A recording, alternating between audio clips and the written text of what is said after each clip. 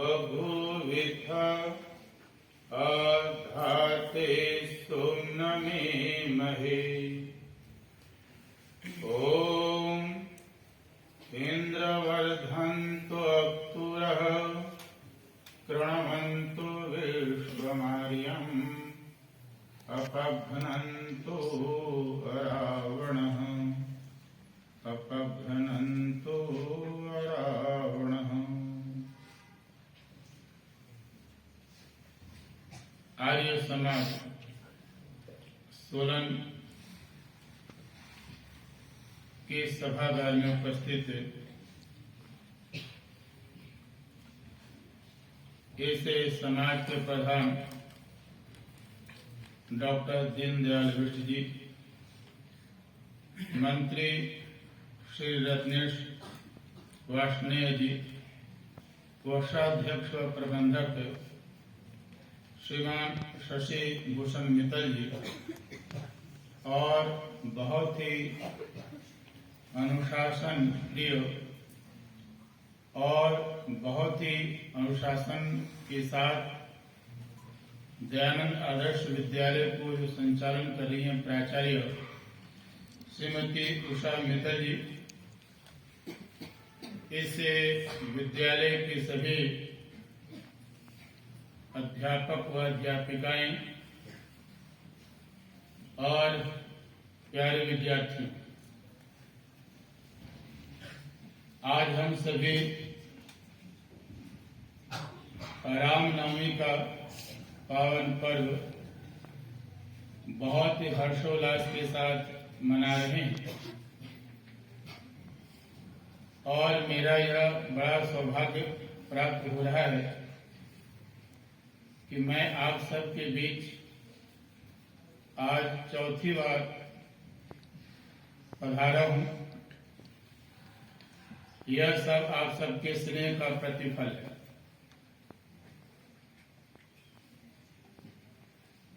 यद्यपि हम सबने बच्चों के माध्यम से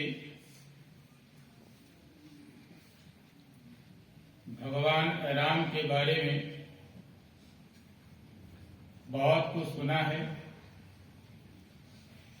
और अभी सामूहिक भजन के माध्यम से बहुत सुंदर भजन प्रस्तुत किया जा रहा था। भगवान आर्यों को ऐसे लगन लगा और पवन जी भी साथ दे रहे थे। इनके उत्साह भी देखने को मिल रहा था।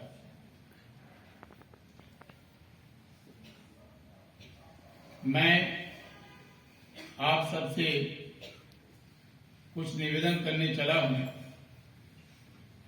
जिस श्रद्धा से, जिस विश्वास के साथ हम सभी इस पावन दिवस को मना रहे हैं, क्या हम में वह श्रद्धा और विश्वास राम के प्रति सदैव बना हुआ है? यह बहुत ही विचारणीय विषय है। राम को हम किस रूप में देखते और समझते हैं? राम एक इतिहास पुरुष हुए और इतिहास की बात मैं करूं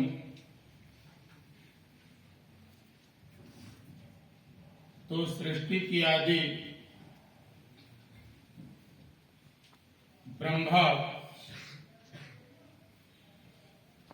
से विराट और जब उनकी पीढ़ियों का प्रारंभ होता है तो छठी पीढ़ी में इक्ष्वाकु वंश का प्रादुर्भाव हुआ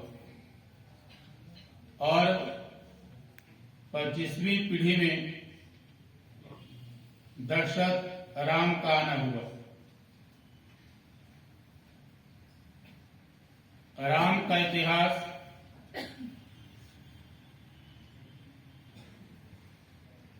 9 लाख वर्ष पुराना है और आज भी हम राम को बहुत ही श्रद्धा से याद करते हैं। राम राज्य की बात करते हैं, राम की संस्कृति की बात करते हैं तो कहीं न कहीं किसी न किसी रूप में वे एक महान पुरुष थे।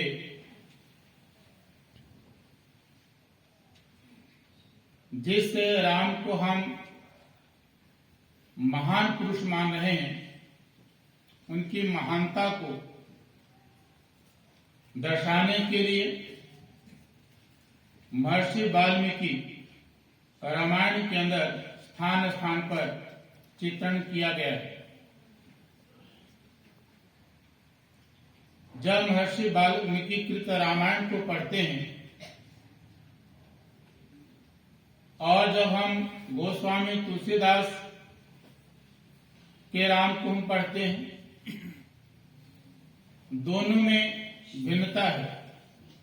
गोस्वामी तुलसीदास राम को एक आराध्य देव के रूप में मानते हैं,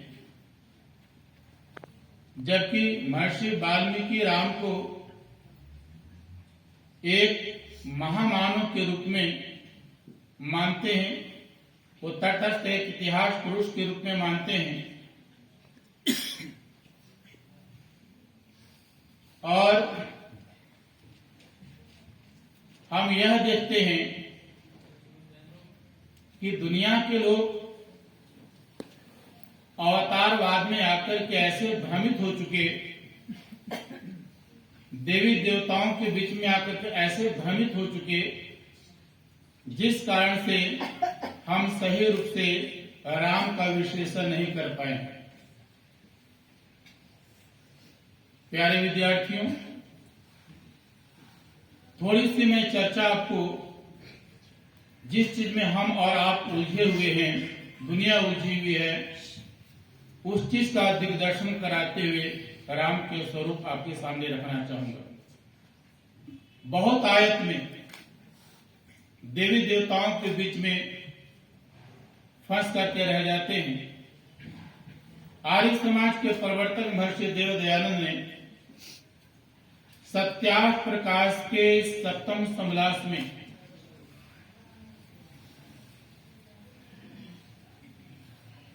तैतीस प्रकार के देवताओं का वर्णन किया है।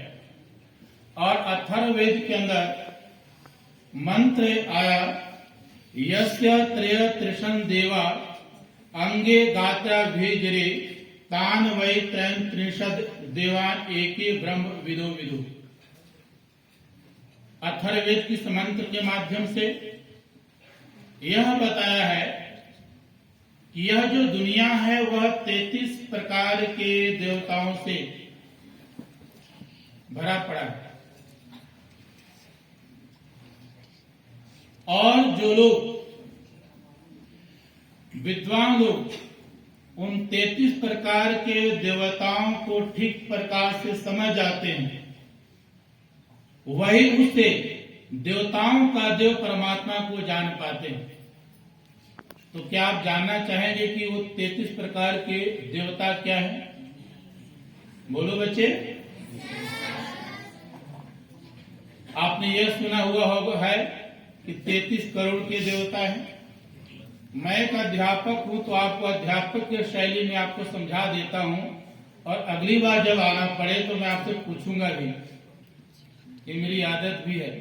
और कभी घूमते फिरते आप मुझे मिल जाए, मुझे पहचान लेना कि सर आप वही हैं जो हमें पढ़ाया था।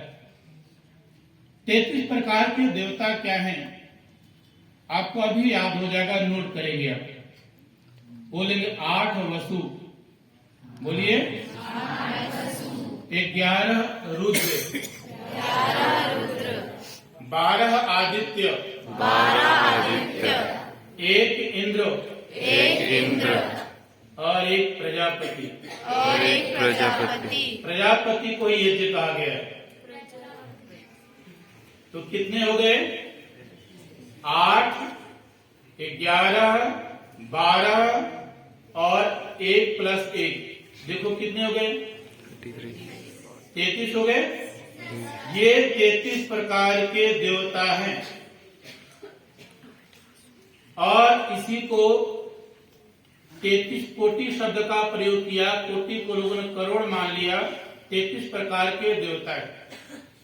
अब ये 33 प्रकार के देवता जो हैं वसु रुद्र आदित्य हैं क्या, पहले तो ये जानने का हम प्रयास करें कि देवता हम कहते किसको हैं।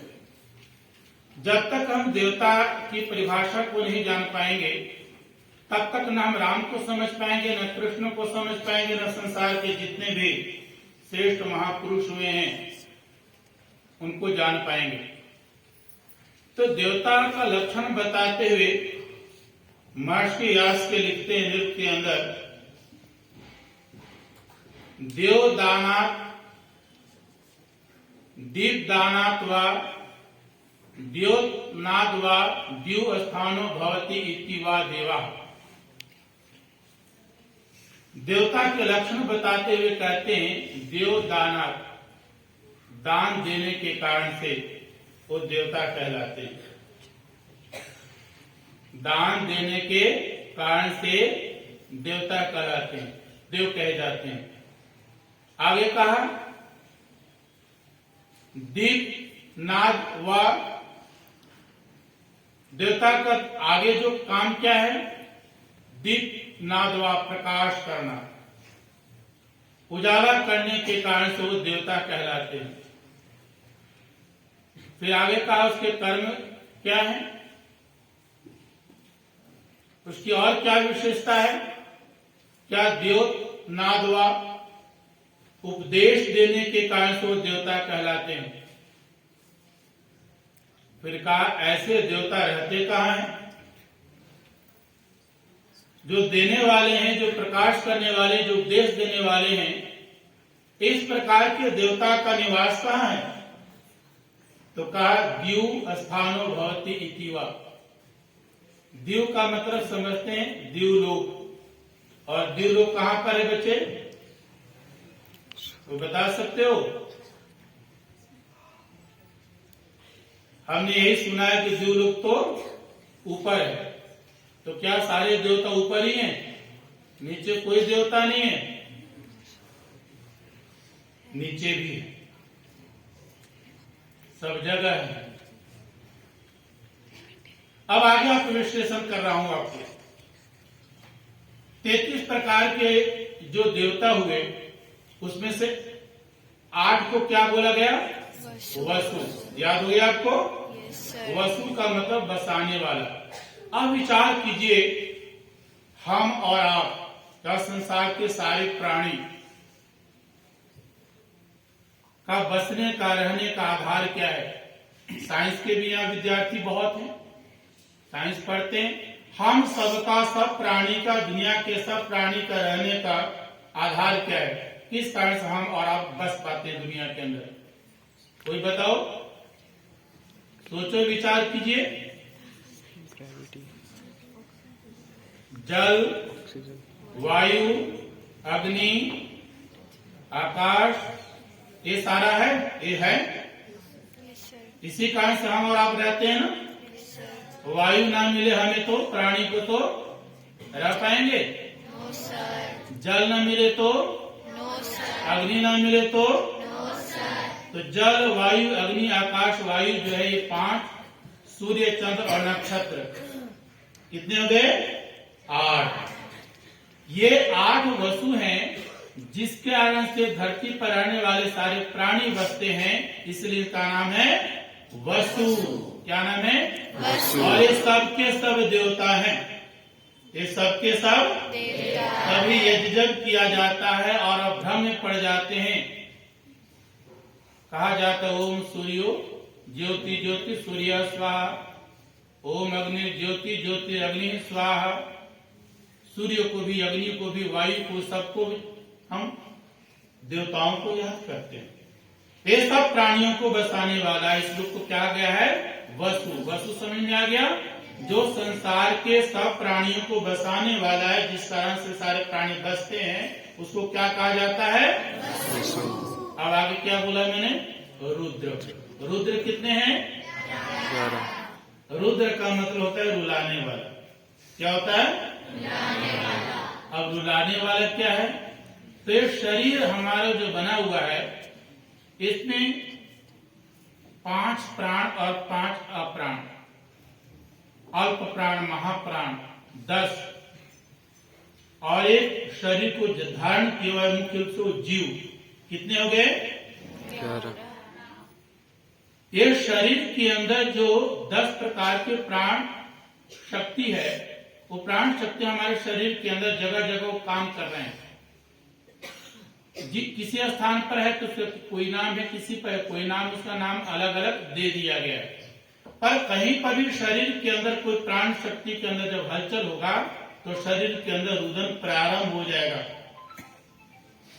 और कहीं प्राण ही निकलना प्रारंभ हो जाए तो फिर तो पूरा ही रुदन प्रारंभ हो जाएगा।